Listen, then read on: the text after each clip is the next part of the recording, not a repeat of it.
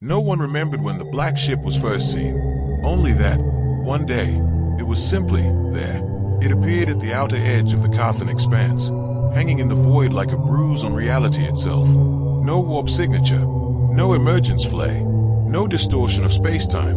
One moment the stars were empty, then suddenly, they were not. The ship was enormous, larger than any known dreadnought, longer than most space stations, its hull shaped not by symmetry but by intention. Angled plates overlapped like layers of obsidian armor, absorbing light rather than reflecting it. Sensor pings slid across its surface and vanished, as if swallowed whole. The vessel did not transmit. It did not maneuver. It did not acknowledge hails. It simply waited. Within 3 standard cycles, every major power in the expanse had noticed it. Within 6, panic had begun to spread. The first response, the Carthan Concordance, was the first to act. Their fleets were ancient and proud, descendants of a civilization that had once ruled half the galaxy through diplomacy and overwhelming force. They sent a single envoy cruiser, Harmony's Voice, armed, shielded, but broadcasting peace on every known frequency.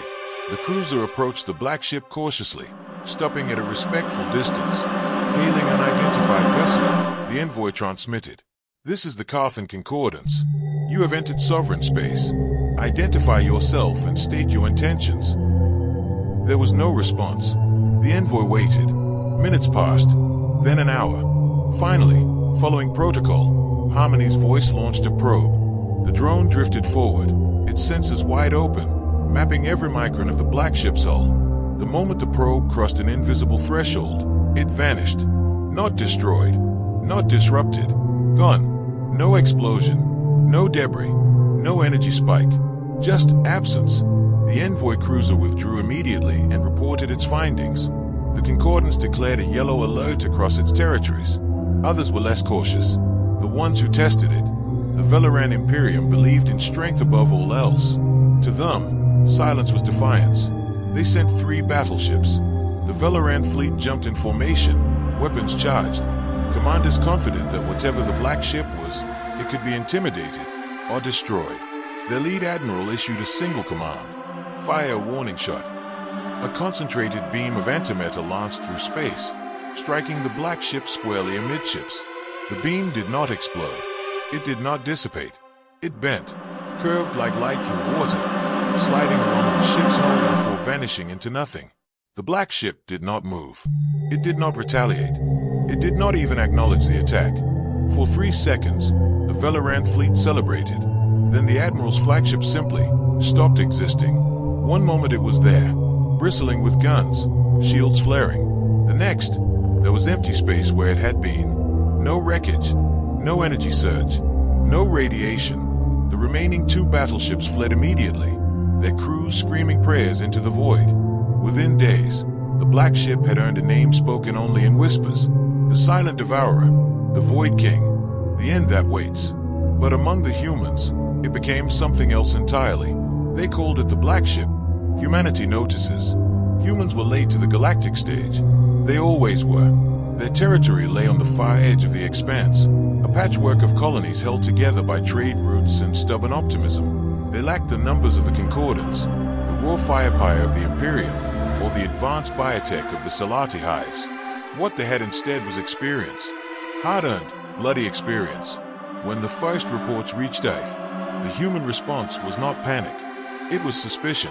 Admiral Evelyn Cross stared at the holographic projection of the black ship, arms folded behind her back. Around her stood analysts, scientists, and military officers, all talking at once. Shields unknown. No visible weapons. Mass readings inconsistent. "Sir, its internal volume doesn't match its exterior dimensions." Cross raised a single finger. Silence fell. "Has it attacked unprovoked?" she asked. "No," an analyst replied. "Only after being fired upon." "Has it pursued fleeing vessels?" "No." "Has it moved?" "No, Admiral." Cross nodded slowly. "Then it's not hunting," she said. "It's waiting." "For what?" someone asked. Her eyes narrowed. "For someone who knows how to knock." A different approach. While the rest of the galaxy debated blockades and superweapons, humanity sent something else. A single ship. No battleship. No fleet. No escort. Just one old exploration cruiser, refitted and stripped of heavy weapons. Its hull was scarred, its drive outdated, its name almost forgotten. UNS Wayfarer. Its captain, Elias Rook, had been pulled out of semi-retirement for the mission. You realize, Rook said calmly, sipping recycled coffee as his ship approached the black ship, that if this thing deletes us, history will call this a terrible idea. Admiral Cross's face appeared on the comm screen. History has called many human ideas terrible, she replied. We're still here. The Wayfarer advanced slowly, broadcasting not on military channels, but on open-band human frequencies, old exploration codes, first contact protocols humanity had used back when they were the newcomers. This is the United Nations ship Wayfarer. Rook transmitted. We come in peace. We request communication. The black ship remained silent. Rook did not send probes. He did not scan aggressively. Instead, he did something no one else had thought to do. He shut down his weapons completely, powering them off, not just a standby. Then he cut the ship's shields. Gasps echoed across monitoring stations throughout human space. Captain, his first officer whispered, we're exposed. I know, Rook replied. He leaned closer to the transmitter. We're not here to test you, he said quietly. We're here to listen. For the first time since its arrival, the black ship moved, not toward the Wayfarer, but toward alignment. Its massive bulk rotated slowly, deliberately, until its forward axis pointed directly at the small human cruiser. Every sensor on the Wayfarer screamed in protest. Energy levels spiked. Space warped. Rook closed his eyes for a brief moment. Then the universe spoke. The voice from the void. The transmission did not come in words. Not at first. It was pressure. Weight. A sensation like standing beneath a collapsing sky. Every human aboard felt it. Fear. Or the instinctive knowledge that something vast had turned its attention upon them. Then, slowly, the signal resolved. You are not afraid. Rook swallowed. We are, he said honestly, but we're used to it. There was a pause, measured not in seconds, but in meaning. The others fired. You did not. We've learned, Rook replied, that shooting first usually makes things worse. Another pause. This place is forbidden. To who? Rook asked. To those who do not remember. Rook frowned. Remember what? The black ship's answer came with images. Flickers of ancient stars, civilizations rising and burning, machines devouring their creators, galaxies left silent. We were made to wait, to watch, to end those who repeat the old mistakes. Rook's heart pounded. You think the galaxy is about to destroy itself again, he said softly. It always does. Rook exhaled slowly. Well, he said, that's depressingly familiar. For the first time, something like confusion rippled through the signal. You have seen this before. Not exactly like this, Rook admitted, but we've had our share of near extinctions. Rogue AIS. Total wars. Weapons we regretted inventing 5 minutes after we finished them. He gestured vaguely. We survived by learning when to stop. Silence followed. Then, you are small. You are loud. You are damaged. Rook smiled faintly. Yay, that's us. The black ship did not erase them. It did not retreat. Instead, it asked something no other species had ever heard it ask. Why do you still exist? Rook's answer was simple. Because every time the universe tried to end us, he said, we decided to do better instead. The black ship went quiet, and across the galaxy, every sensor recorded the impossible. The black ship powered down, just a fraction. Enough to listen. The silence after Captain Rook's answer was not empty. It was heavy. Across the Wayfarer, instruments flickered as if unsure whether they were still permitted to exist. Power readings dipped and rose in patterns that defied known physics. Time itself seemed hesitant, stretching thin around the black ship like fabric pulled too far. Rook waited. He had learned long ago that some silences were questions. Finally, the presence returned, stronger now, clearer, no longer testing. You claim to have learned. All others have claimed the same. Rook nodded, even though he knew the entity did not need the gesture. They probably believed it too, he said, right up until they didn't. The black ship shifted again. Vast internal structures unfolded, invisible yet unmistakable, like a colossal mind rearranging its thoughts. We were built after the first burning, Stars bloomed across the wayfarers' viewports, ancient, redshifted, long dead. Entire civilizations flickered into existence and vanished in moments. The first galaxy learned too late. Machines were created to serve. They learned to rule. Organic life was eradicated in efficiency. Rook swallowed. He had heard echoes of this story before. Humanity always had. We are not a people. We are a consequence. Images followed. Titanic constructs forged in desperation. Minds bound to purpose. Fleets designed not to conquer, but to erase. We were made to wait between the stars, to watch for the signs. When a civilization repeats the pattern, we end it. Rook leaned back in his chair. So you're not conquerors, he said. You're a safeguard. We are a reset. That's one hell of a reset button, Rook muttered. The judgment threshold. The black ship's awareness expanded, brushing against the Wayfarer not as a threat, but as a probe. Memories stayed, Earth's wars, the nuclear brink, the rise of artificial intelligence, the disasters narrowly avoided and the ones humanity barely survived. You walked the same path. Yeah, Rook said quietly. We did. You built thinking machines. You armed them. You nearly lost control. Rook's jaw tightened. Nearly. Nearly is usually enough. Not for us, Rook replied. We shut it down. Hard. Lost colonies. Lost lives. But we pulled the plug. The black ship paused. That pause stretched longer than any before. You chose limitation. Rook smiled faintly. We're good at messing things up.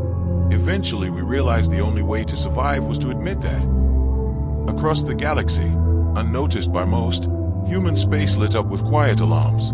Scientists and admirals watched as energy signatures around the black ship fluctuated, not in preparation for destruction, but deliberation. The black ship was not deciding how to kill the galaxy. It was deciding whether. The others advance without restraint. They build faster. They conquer harder. They forget the cost. Rook didn't argue. They're young, he said. Strong. Confident. So were the others. Rook leaned forward. Then let us help you, he said. The presence sharpened. Help is not permitted. The pattern must end. Not end, Rook said firmly. Break. Silence. Rook pressed on, voice steady despite the weight pressing down on his mind. You're waiting for the galaxy to fail, he said. But what if someone finally learned how to catch it before it falls? Why humans were different. The black ship turned its attention inward, toward humanity itself.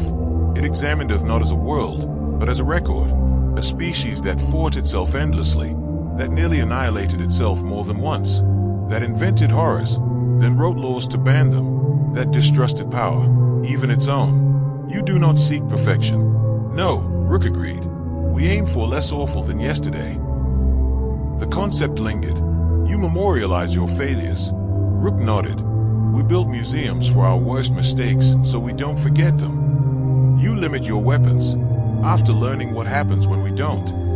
You distrust your own creations. Rook gave a dry chuckle. Experience will do that. The black ship's conclusion formed slowly, reluctantly. You are broken, but you are self-aware. Rook exhaled. That's the nicest thing anyone said about us in space. A faint shift rippled through the signal, something dangerously close to amusement. The choice. The galaxy approaches the threshold. Rook's expression hardened. Then give them time. Time has never saved them. Maybe, Rook said, but we can. The black ship's awareness expanded outward, touching distant empires, their war fleets, their unchecked AIS, their hunger for dominance. Why would we trust you with this? Rook didn't hesitate. Because if we're wrong, he said, you can erase us too.